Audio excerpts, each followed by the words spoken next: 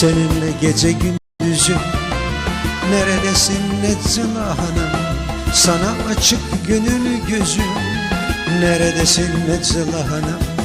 Sana açık gönül gözüm, neredesin Nezzula Hanım? Rüyalarda ağlıyorsun, yüreğimi dağılıyorsun,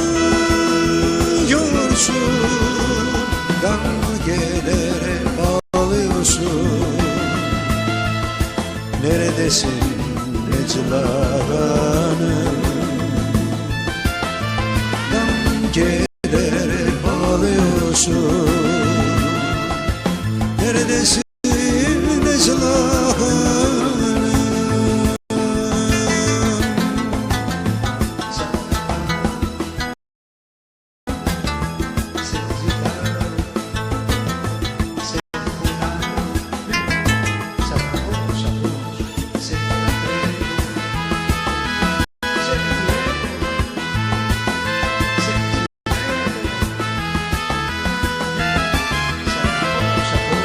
Sana benzer dört bir yanım, neredesin benim canım?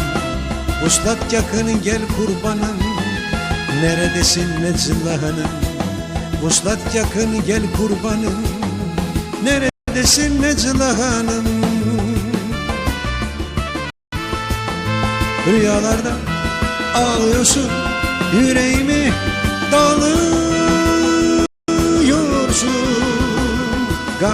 gölgelere bağlıyorsun.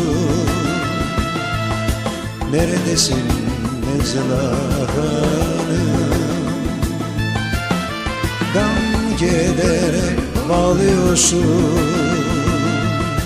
Neredesin Nezzula Hanım?